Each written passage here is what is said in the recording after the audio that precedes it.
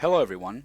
Today we're going to be discussing, analyzing, and critiquing Street Fighter V, a fighting game developed by Capcom and DIMPS. It is the sixth main numbered entry in the aforementioned series.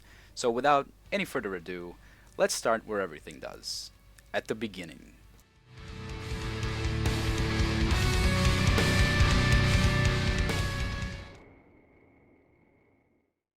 The year is 2014. You call in sick to work and skip school to tune into the Capcom Cup finals. EG's Momochi and Razor's Sien battle it out to determine who will be the best Street Fighter of that year. After a nail-biting set in which Momochi not only reset the bracket but took the title, the crowd erupted in cheers and claps before they were hushed into silence. The screen went black moments before the Capcom logo appeared, and we got to feast our eyes on the new Street Fighter game. Everyone was firmly planted in their seats, watching closely at the gameplay reveal footage, and at the end, a glimpse of a returning character, Mr. Charlie Nash. Needless to say, the excitement was through the roof as the trailer hit the pages of YouTube while people dissected it fully for speculation and discovery of new features. Now we fast forward to February 16th of last year when the game finally came in the hands of the people who rushed home from the store to boot it up. And sadly, this is where the disappointment started.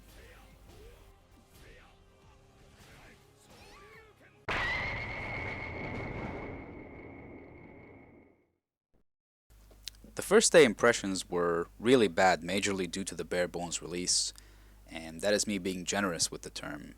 It had no arcade mode, and for that matter, it still doesn't, which was replaced by the survival mode that is basically nothing more but a grind for fight money and unlocking colors for select costumes. Oh, but you can also, of course, buy the colors. Remember when you unlock colors, costumes, and even characters just by playing the game online or in a story mode that wasn't filled with sometimes completely retarded AI that will at some point plain out destroy you? Yeah, well, that's gone now. It's all about the store. So much that Street Fighter V has two ways to get you to buy stuff. You can either go to the store icon or the information icon, which will also lead you to a page where you get to spend your money. Well, shit, that sure is some great info right there. There was no story mode for months, but instead we got these little character stories. Now, I use the word little because it is usually 3 fights of 1 round for each character with a slideshow in between consisting of 2 to 8 still images with a voiceover. While we're on the topic of visuals, the whole hood of the game looks very boring. It's just a bunch of blocks that are filled with colors. Just look at the comparison to the previous game.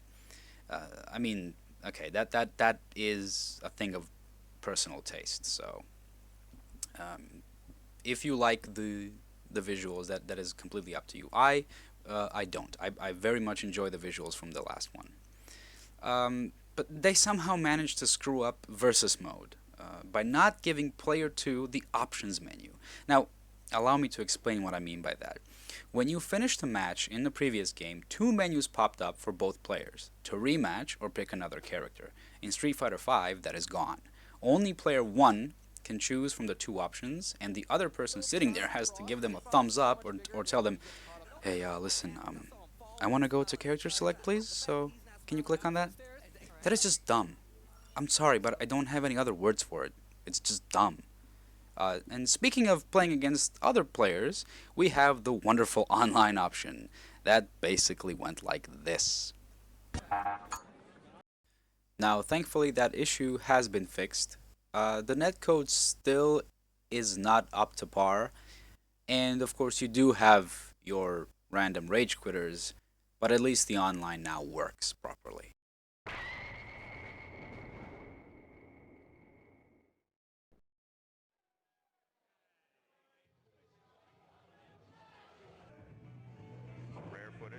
Let me take you back to 2004 to the Evo stage. Daigo Umehara versus Justin Wong in Street Fighter III Third Strike. There's a big crowd behind them as Justin has the life lead and does the super to finish the match. And then, this happens.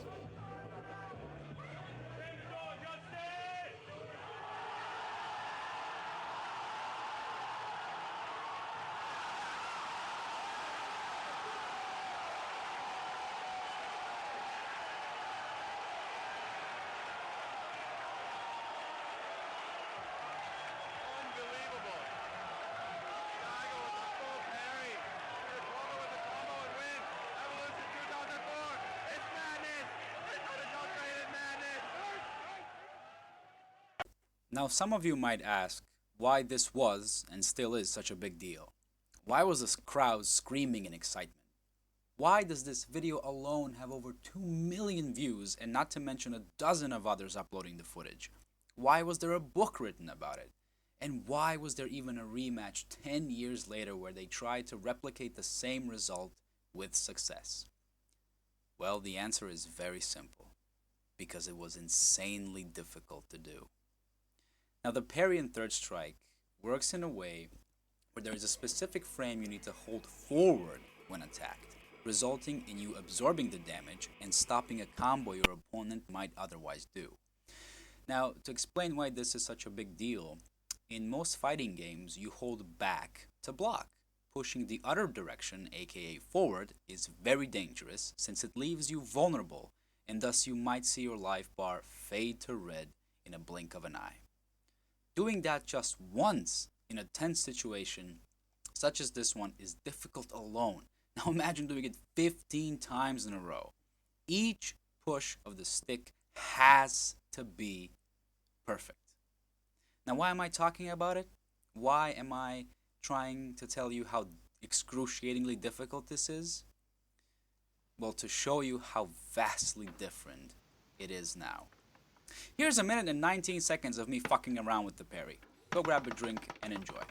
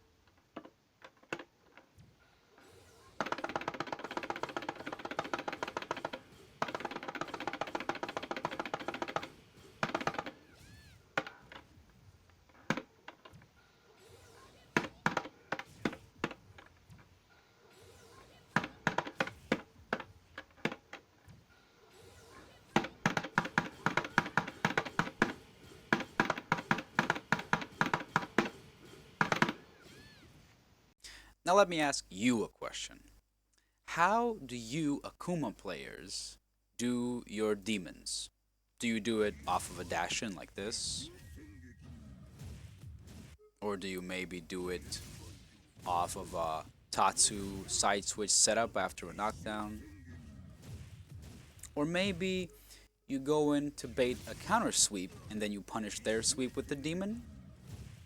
Or how about this?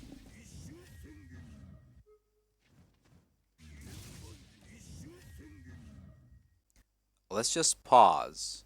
Let's just pause for a second and look at the situation that we are in right now. Look at the inputs on the left side of the screen. I am baffled. I don't know. This is not input leniency, okay? This is stupidity. I have no words for this anymore.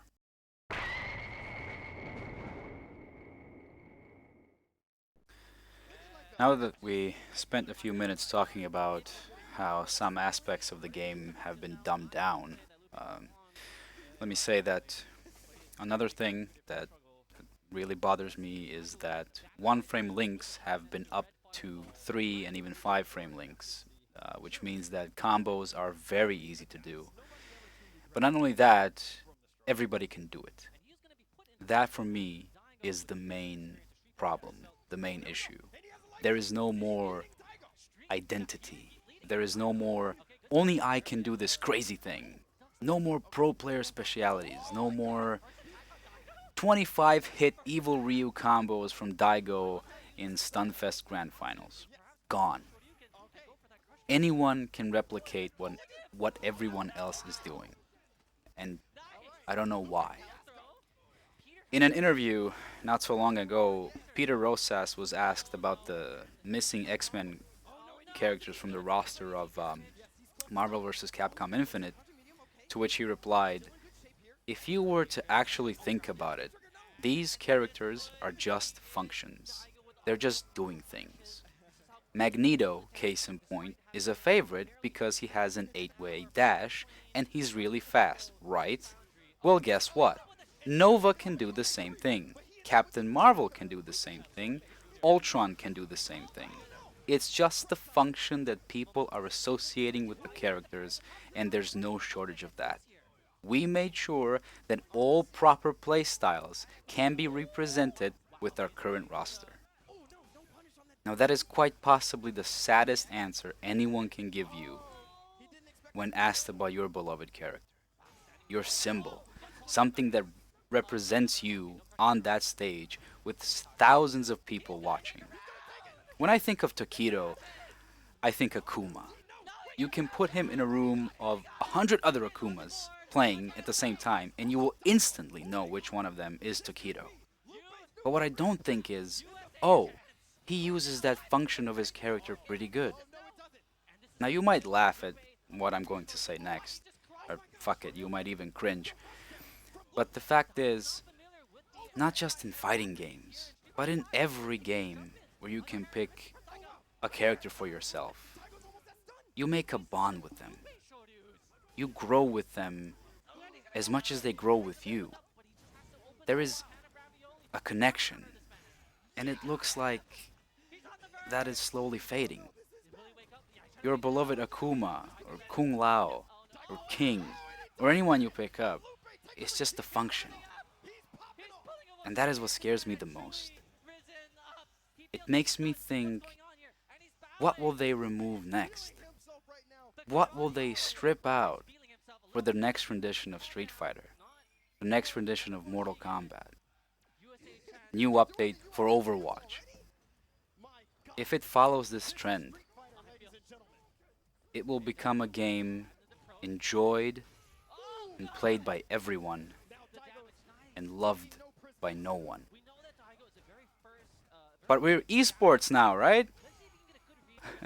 We're on ESPN and we have to show the people that have no idea about our community how easily accessible it is. How little Johnny Buttons can pick up a stick and be the next Daigo in a few months. Now, before you get your knickers in a twist, I'm happy that the FGC is growing, that it's better known, and I'm happy to be a part of that community. I'm happy that it is spreading, and I'm happy that there are more and more new players and old players coming back and picking up these games and trying to learn. Just please don't get me wrong there. I'm just not happy about the fact that it has crippling accessibility at this point. It has come to the point at what is on your screen right now. Lupe Fiasco, an American rapper, record producer, and entrepreneur, against the beast himself, Daigo Umehara, who definitely needs no introduction. In an exhibition match held for the midnight launch event of Street Fighter V, Fiasco managed to take the set 3-2, overcoming Daigo's Ryu with his very own Ken. Now, from what Fiasco has been saying on Twitter and what is written about him on his wiki, he's an avid Street Fighter player, and he studies a lot of tournaments, studies a lot of top players at tournaments like Evo, Canada Cup, Capcom Cup. But the thing that leaves me speechless in this is that I've never before this event heard about him. Nothing. Now, I don't know if you did, but it's just me. And yet he managed to beat one of the best in the world. Now, I'm not saying anything bad about the man. Don't get me wrong, I don't understand. Now, as soon as the match was over, people jumped to Reddit and Twitter, Test Your Might, Shoryuken, any fighting game related website, or not even that, saying that it was staged. Was it staged? Was it jet lag that made Daigo worse? Not being familiar or comfortable with the game or with the new rendition of Street Fighter? Is this game that random? Or is Lupe the second coming of Christ? Now, these are the questions that I can't answer, and neither will I try. To wrap this up, I do enjoy this game. I do enjoy Street Fighter V, and things are getting better. Things are getting fixed, and more stuff is being added to it. Super Street Fighter V is coming soon. It's going to be a free update, so I definitely do recommend it to anyone who is interested to go out there and get it and to play it and to ask for help if needed because people will help you get better. And I do hope that things won't go down the path of no return we talked just minutes ago. Uh, I don't know. I don't know is my final. Now this is me just saying it. No script. Me just completely coming out here and saying I have no idea. I'm not defending it to no end, but also I am not bashing on it to no end because to be honest with you, uh, almost okay. It wasn't as bad, but almost the same has happened with Street Fighter 4 when that game came out. When Street Fighter 4 came out, it the sales were better, yes, but it didn't have that many characters in the beginning. It didn't have um, cool looking menus, much like Street Fighter 5 doesn't. They're terrible. Neither did Street Fighter 4. The artwork on the character selection screen was piss poor as well. But the thing is, it got better. It took a couple of years, but it got better. And I do believe that that is going to happen again. I do believe that while yes, we are having a rough start, we are going through a rough period. It's the love and the passion that drives things forward. Not just a game, but with anything in life, really. You can start from nothing and build an empire if you have the balls and the heart for it. And I think that this community, as much as it has lost its competitive balls, they can grow back. And I believe that this year's Evo, for example, was a prime example of people so firmly believing that one guy is going to win the entire tournament and then he ends up losing to someone who last year didn't even make it to top 8. So I do believe that anything can happen, anything is possible, but just you can't give up. You can't just sit there and say, "Oh, Capcom is shit, Street Fighter 5 is shit. Delete it, go play Injustice." It's not gonna fix anything. It's just gonna make people go away. It's just if you love something, no matter yes, it's fucked currently. It's a little bit better. It's not great. It's not even good, but it's not bottom of the barrel 0 out of 10. Okay? The potential is there. We just have to stick together and make this community grow as much as it has. I think it can be even double that. Well, sorry about the rant there at the end, or the ramblings. In any case, let me know what you guys think in the comments. Let me know what you feel after about a year now about the state of this. And that is really all I have for you at the moment. The only thing I can say is thank you so much for watching, and I will see you next time. Can you imagine?